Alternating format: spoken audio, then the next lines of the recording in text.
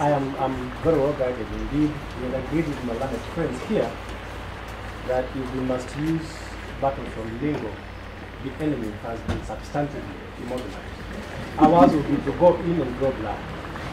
And therefore, we intend to take not much time just to highlight the issues that may have been my particularly touched on the interested party, and we will be done.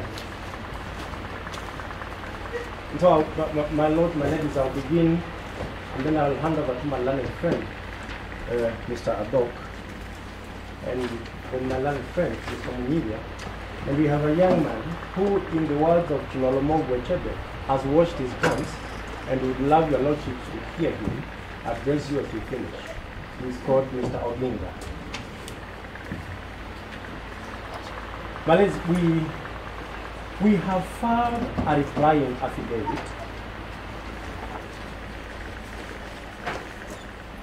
It is filed on 29th. It is sworn on 19th of September and filed in court on 20th.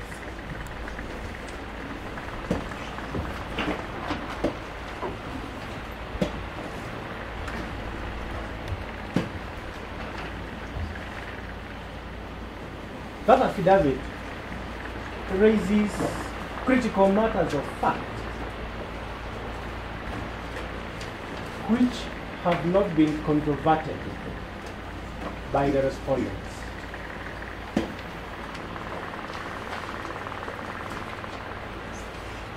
Either by way of filing a supplementary, a further affidavit in response, or by seeking to cross-examine the interested party on what is stated in that affidavit.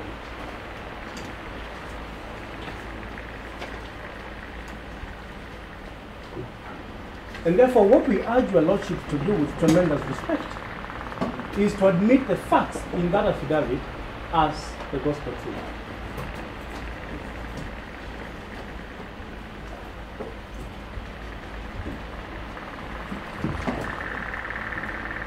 And I need to state, my lord, my ladies, that we rely fully on that affidavit.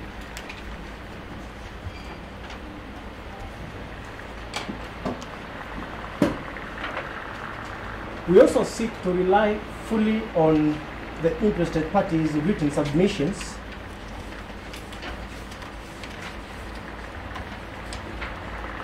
The submissions are dated 4th of October 2018 and filed in court on 5th of October.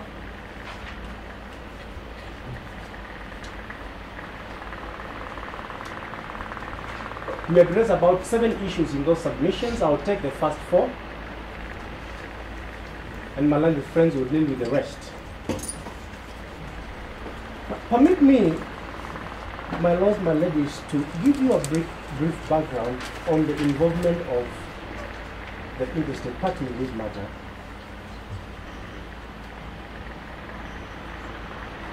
This started when the interested party filed an application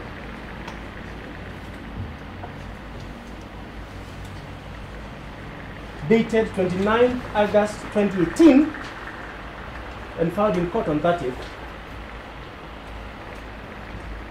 in which we sought to have the orders issued in this petition apply in like manner to the interested party.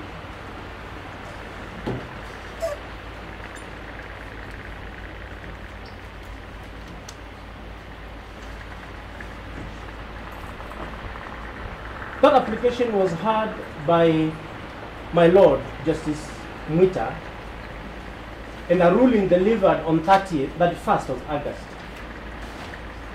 in the presence of the petitioner, and the court applied the interim orders already issued to the interstate party.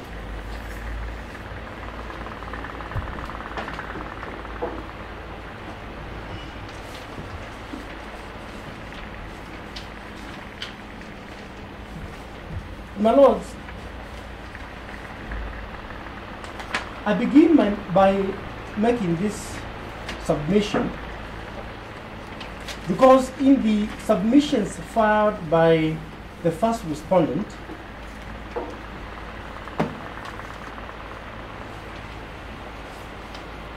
that is the first and the second respondent submissions, paragraph 810 of those submissions, the first and second respondent raised before this court an issue whether an interstate party who has not filed a separate petition and has not sought Joinder as a co-petitioner can benefit from orders sought by the petitioner. When you have occasion to look at our submissions, my lords, my ladies,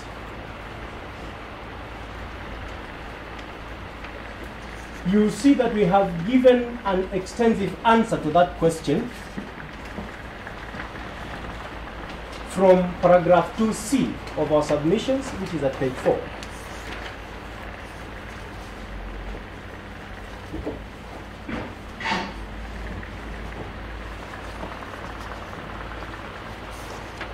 And I will only highlight two, my ladies and movers, my lords, my ladies. And we're saying that under Article 159 2D,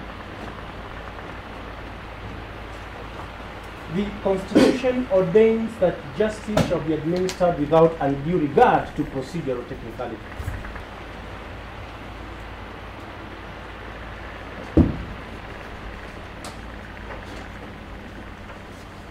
And we're also saying that under the Mutunga rules of filing constitutional petitions, the procedure has been so liberalized that you can actually approach the court even through informal documentation,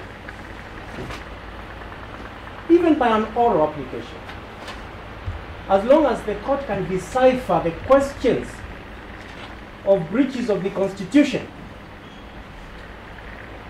The court will seize jurisdiction and determine the question.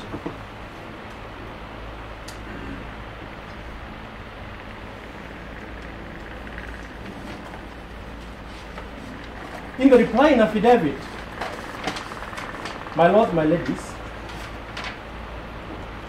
paragraph 13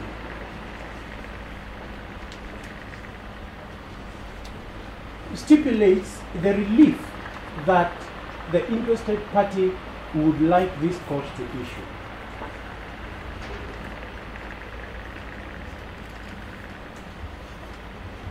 And that is after laying a very fertile ground of the breaches of the Constitution and breach of human rights that afflict him. And what we urge your lordship to do is to take paragraph 13 as the interstate parties cry for justice and issue those orders. You could even do that on a mere letter under the Mutunga rules. This is a substantive affidavit.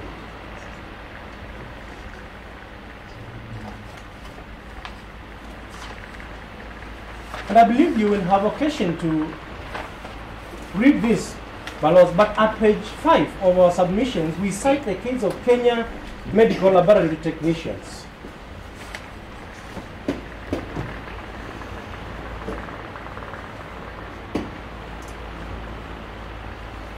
To paraphrase what the court says, and we have cited in extenso what the court says, the court simply says that the purpose of joinder of interstate parties is to avoid a situation where you have multiplicity of suits.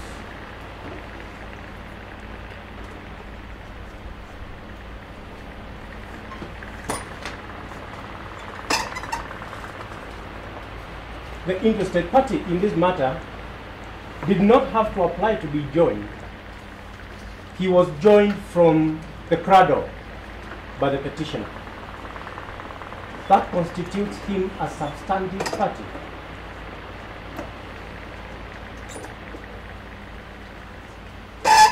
His fate and that of the petitioner are joined, should I say, in the hip. They are jointly charged in the lower court.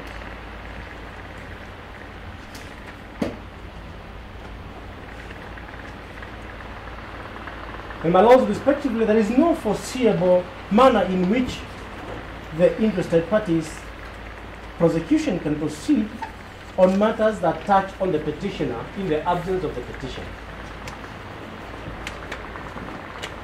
It will be a case where evidence is laid on issues touching on a party who has no chance to ask questions and to participate in the prosecution. I'll leave that point at that, my ladies and my lords.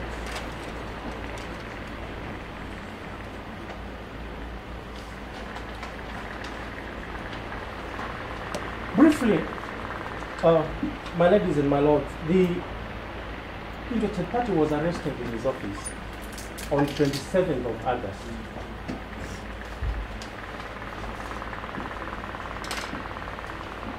I think he was having his lunch when 10 men walked into his office. 2 remained at the door. We have set out those facts in the affidavit, but they kept peeping in.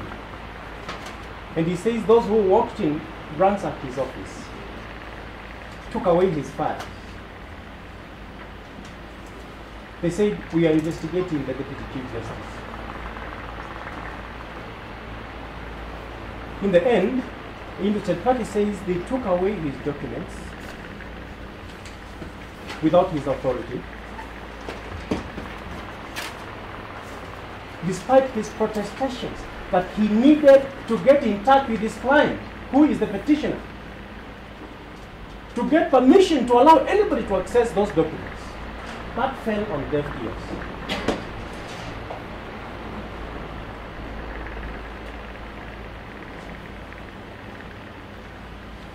And while all this was happening, my lords and my ladies, he received a call from the Deputy Chief Justice who said, can you please come over to my office with my file? I have police officers here. He said, sorry, I have an even greater number of them in my office. And the interested party says in his affidavit, the Deputy Chief Justice told him, tell them the truth.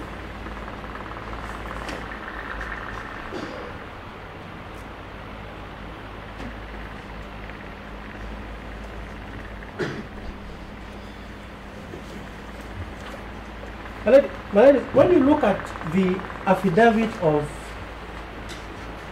Mr. Komesha, the second respondent,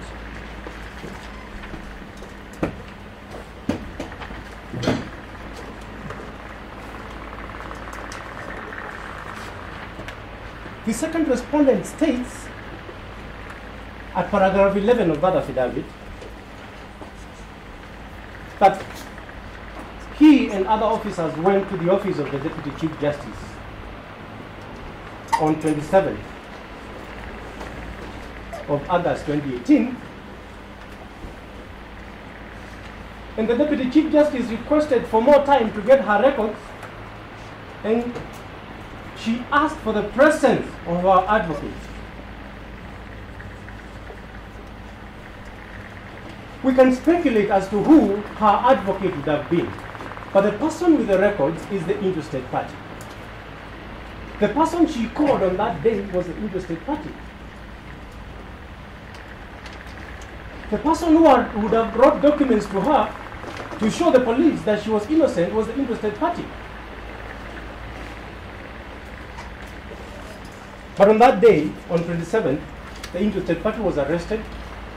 He spent a night in police custody.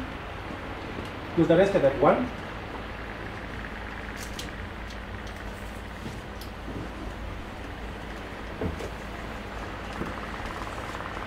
And he recorded a statement the following day at 3:30.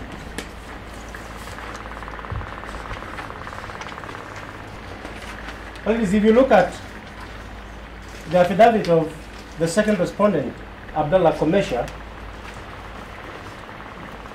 we have annexed number AKM2. That is the charge and cautionary statement. Once the decision to charge has been made, but the time indicated, and this is a document filed by the DCI, the time indicated when that caution was given was 3:30 hours.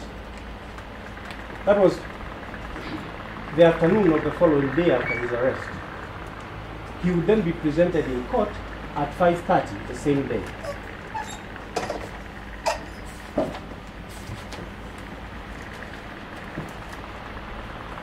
I urge your lordships to wonder as you retire to make your decision on this matter, why the police had to arrest the interested party a day before, only to present him in court at 5:30 the following day, recording a statement from him at 3:30. Why do they have to make an advocate spend a night in custody? The interested party says, when they told him to record a statement, he said, "You have my documents. I can't see anything. Give me my documents." They said, "We can't give you." He wrote, "I have nothing to state." They said, "You shall sleep inside." That, my lords, does not paint the picture of a responsible investigator. It paints the picture of a vindictive person. Vindictiveness is not one of the qualities we look for in servants of the people. It paints a picture of somebody full of malice. It's not one of the qualities we look for in a public officer.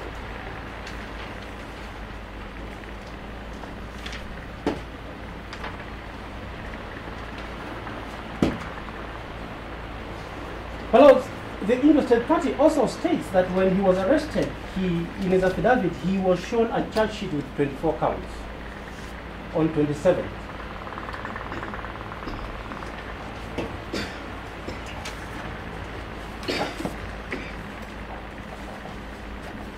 And the following day, those facts, my lord, are set out at paragraph 9 of the affidavit. I'm paraphrasing because of time. The following day, in the presence of his advocate, the man on his feet, after he recorded the statement, he says the police came with a charge sheet with 19 counts. And his lawyer protested, saying, "How can you charge 19 counts in one count?" And he says he was surprised to see a charge sheet with 13 counts in court. The charges, the counts, were moving like a seesaw.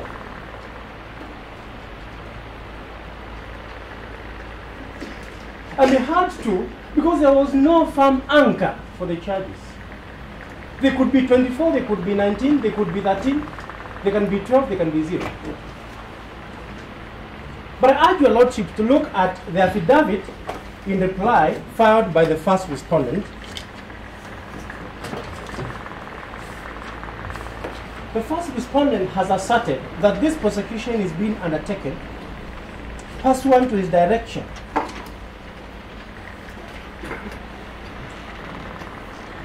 I urge your lordship to look at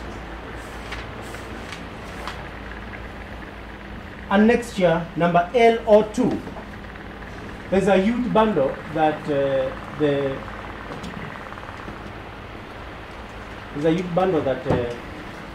first respondent has filed. It contains most of these documents, but this is annexure LO2 in the affidavit of the first respondent. That is a letter that purportedly authorized the prosecution of the interested party.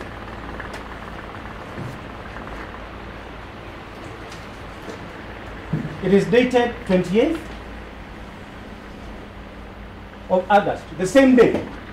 The same day the interested party was presented in court is the same day this letter was authored. And I have just submitted, my lord, my ladies, that the statement was recorded at 3:30. In that letter, The DPP authorizes the prosecution of the petitioner and the interested party and actually sets out the charges that must be leveled against them and signs the letter.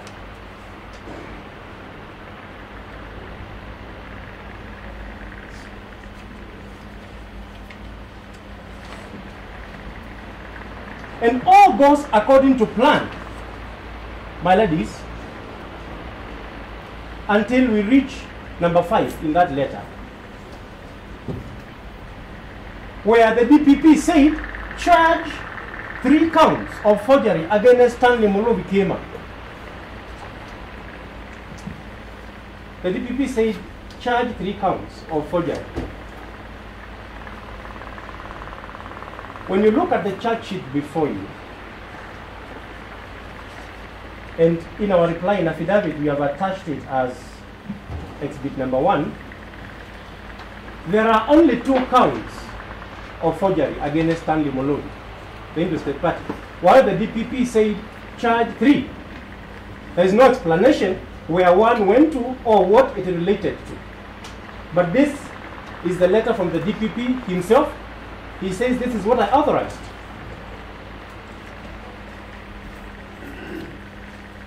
Paragraph 6 of that letter, with tremendous respect to the Honorable DPP, is even more scandalous.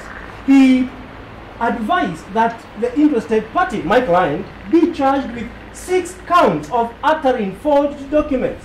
6 counts. How many counts found themselves into the charge sheet? 1. Where did 5 go?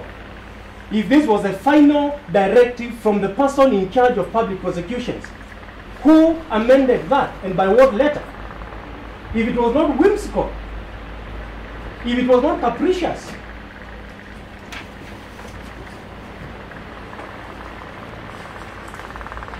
but more importantly, my lords and my ladies, if you look at the directive of the DPP and you look at the missing counts, the total would have been 19 if the advice of the DPP had been followed through. And that lends credence to what the interested party says in his affidavit, that he saw a charge sheet with 19 counts. Then they evaporated into thin air.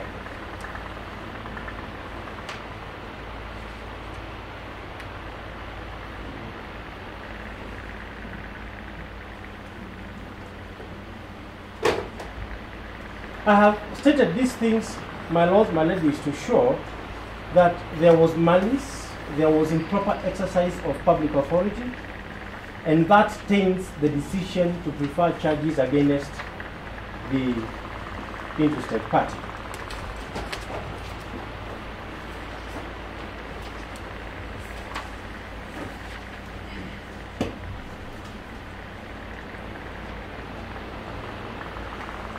But my ladies and my lords, we are submitting that the decision to arrest and to detain the interested party was unconstitutional, was whimsical and capricious.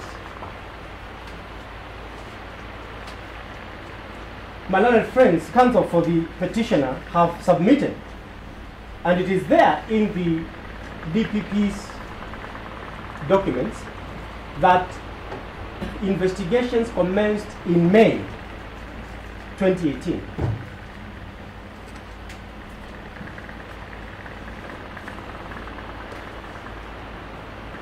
But there is no evidence at all that the investigative authorities got in touch with either the petitioner or the interested party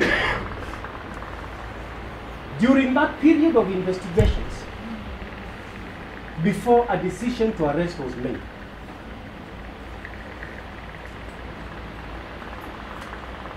And more particularly, the police only got in touch with the interested party, the advocate, on 27th of August, for the very first time since the warrant was made, and that was for the purpose of arresting him.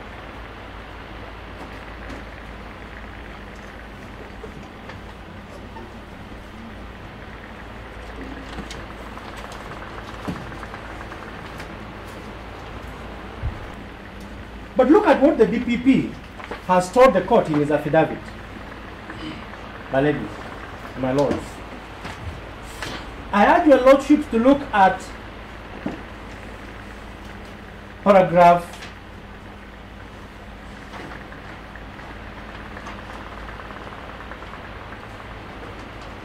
20 of the DPP's affidavit. If you begin at paragraph 19, it says, on the 8th day of August 2018, the second respondent forwarded its findings to the first respondent together with a duplicate police file. Now, the file from the police was forwarded to the DPP on 8th of August 2018. At paragraph 20, the DPP says he went through the file and discovered that a recommendation had been made to him without having recorded a statement from the people sought to be arrested, the petitioner and the interested party. And he said, how can you send that file to me without recording a statement from the people you seek to charge? Go back to them.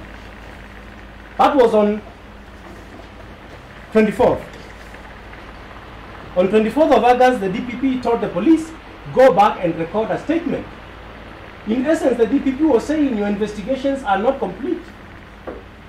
Even if you have an end in mind, you have to do things in a manner that looks satisfactory. To 27th, instead of recording a statement from the interested party to answer to the allegations, the police came and took him away. Instead of recording a statement and forwarding the file again back to the DPP, they arrested him.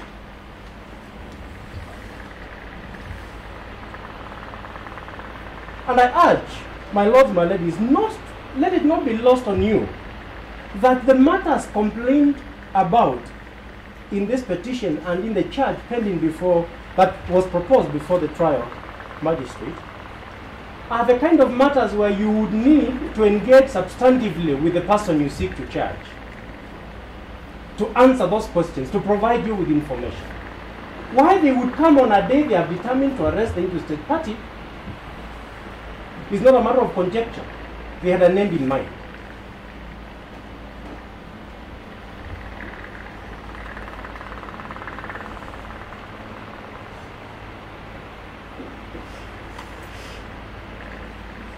And my lords and my ladies, you will notice from the affidavit of the DPP that he has exercised the discretion to annex letters that he wrote to the police.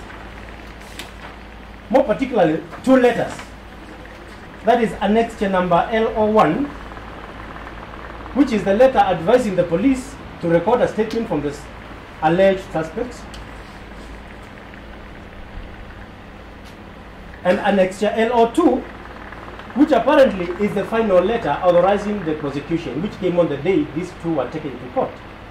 But the DPP has, for some reason, failed to disclose to this court the letter that initially forwarded the file from the police, so that the court can see what charges were recommended. He has also elected not to exhibit before your lordships the letter that was written by the DCI on 28th, forwarding the file back to him so that he can write this response. It's an election he has made. But why would he hide these things from the court?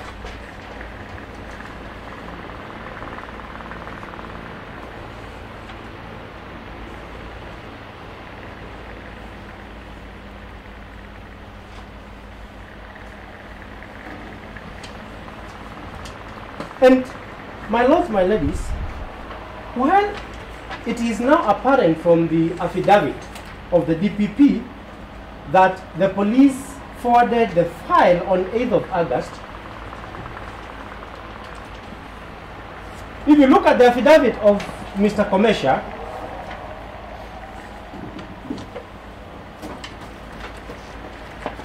he attaches a statement from an official from KRA.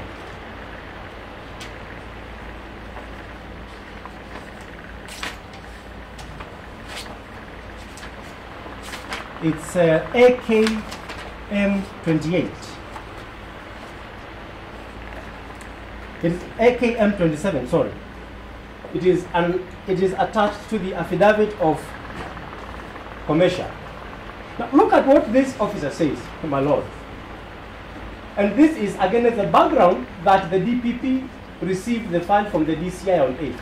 But this officer says at paragraph 2 that investigations were requested by the DCI by their letter, reference number this, dated 9th August 2018.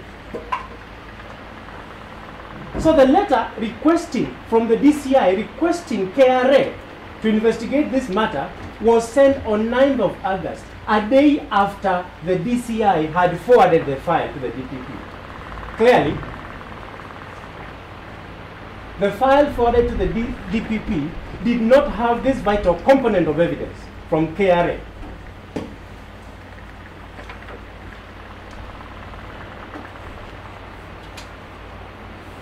How else can we interpret that, my lords and my ladies, if not to come to the firm conclusion that this matter was dealt with arbitrarily? It was intended to oppress.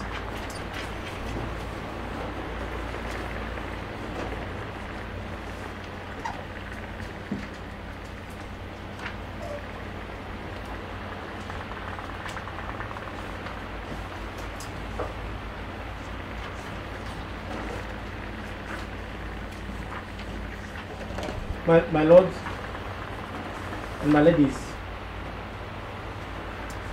under Article 157, the DPP is under duty to preserve public interest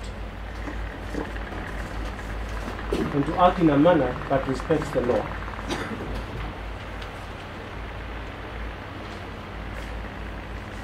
That calls upon him not to authenticate or ratify any process that is on the face of it oppressive.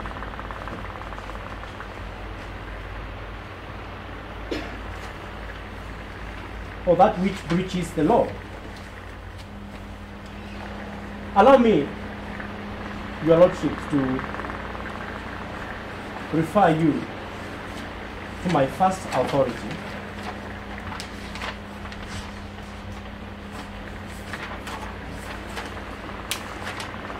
This is the case of Kenya.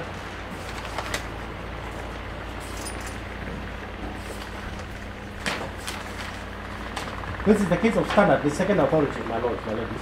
Standard Newspapers Limited and another versus the Attorney General. I'm looking at paragraph 45 of that authority. In our submissions manual, it is at page 52. It's paragraph 45. Unfortunately, I have noticed that it was not highlighted. But this is what the court had to say. That while it is true that police have a duty to prevent commission of crime, they must, just like everyone else, abide by the law.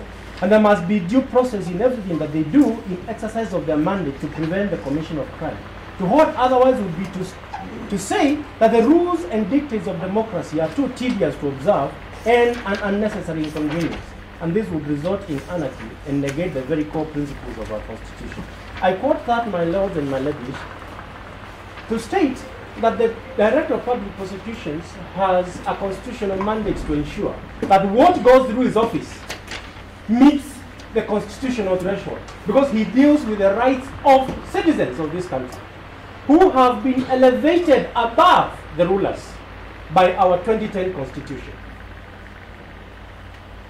A decision to charge a citizen must be made with great hesitation, not to abrogate the duty he has under the Constitution, but to respect the right of this person.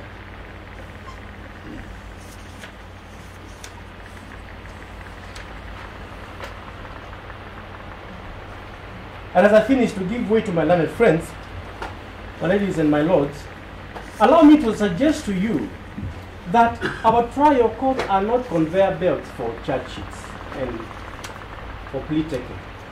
That a person will take plea even though the heavens fall.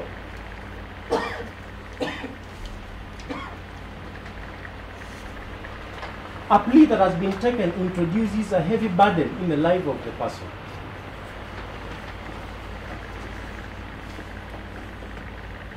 People begin to look at you differently.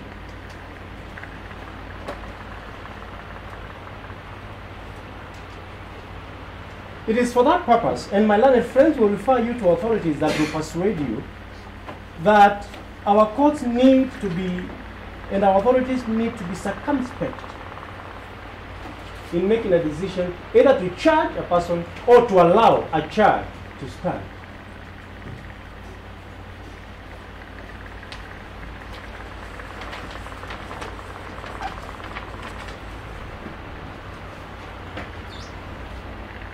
Just 2 points, my lords. My timekeeper tells me that I have 3 minutes. At page 8 of our submissions, we have dealt with the question, which has not been controverted, that the interstate party was held in police custody for more than 24 hours without explanation. And we have cited the authority of Michael Rotich versus Republic, the decision of the Honorable Justice Luka Kimaro. We urge your lordships to look at that authority.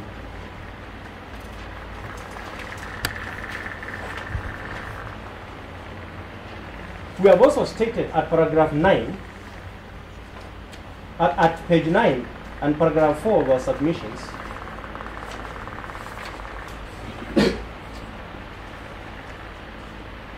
that the police forcefully confiscated documents from the interstate party as an advocate, searched his office without a warrant, intimidated him, and his affidavit states that to date he has not received his documents back.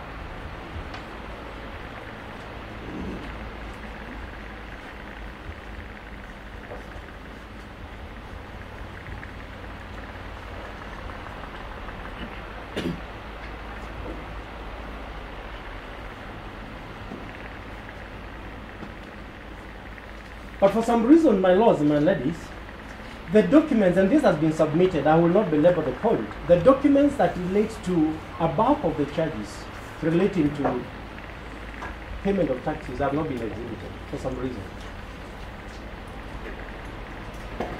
I urge your lordship and my lords to ask yourself this vital question.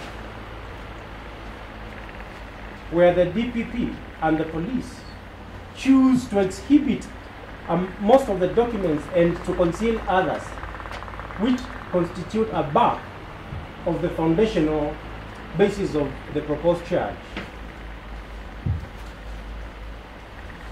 Interpretation, the conclusion can only be one. Those documents would not have favored their case.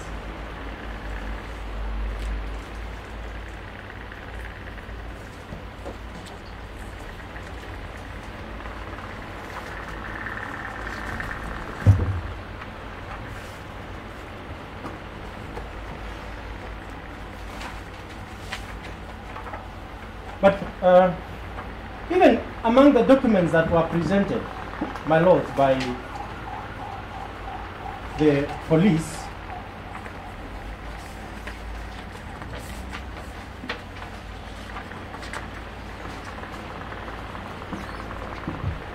there are title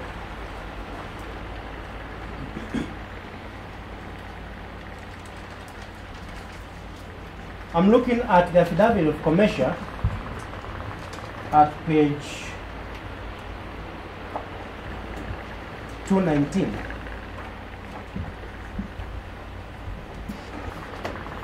This is annexure AKM 18. Annexure AKM 18. This is a document from Lance, and I just want to show you this, my lords, and then I can sit down. Number 18. This is one of the documents that the police have presented before your lordships. The assertion is that stamp duty was not paid, that documents were forged.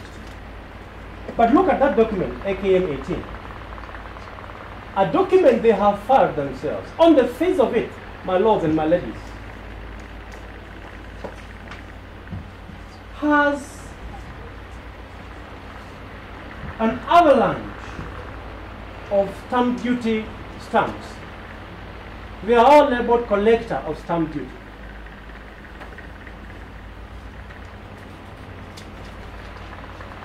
We have stamps from the Kenya Revenue Authority on the face of that document, which the police have brought before your lordships. We have stamps from the Lands Department, Central Registry.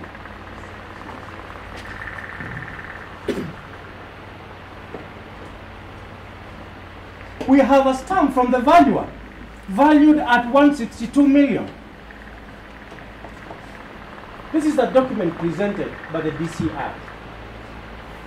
What would a responsible investigator do if he is in possession of such outstanding evidence that prima facie this document went through the lawful process? At no point, and I would love to hear my learned friends for the respondents tell you, your lordships, what they did to ascertain from the Lands Office why you registered these documents. And the documents are signed. It is easy to tell. They have dates. It is easy to tell who was in charge. Why would you proceed to charge someone for a transaction that was completed and where you have documents that on the face of them show that the advocate carried out his duty as instructed? In fact, his client does not complain.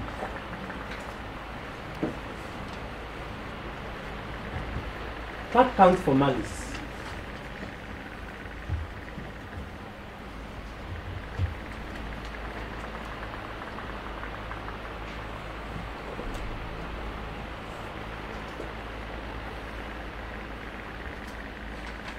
Lastly, and I will now sit down, we have referred to authorities. Yes, I will sit down. Now I will sit down. I will sit down. We have referred to authorities that deal with the question of searches on advocates' offices and searches within the matrix of criminal procedure.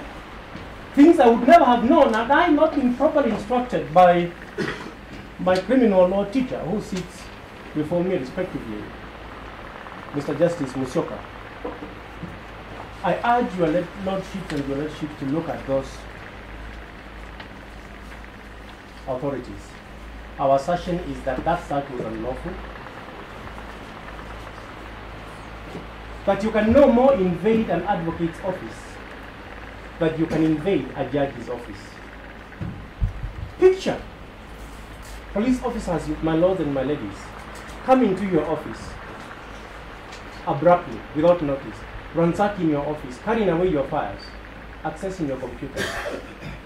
The duty you have as enforcers of justice is no less than the duty I have as a member of the bar. We are both two sides of one coin. And they used to say in the Victorian days, it takes two to tango. There will be no justice and rule of law if the bar is not protected.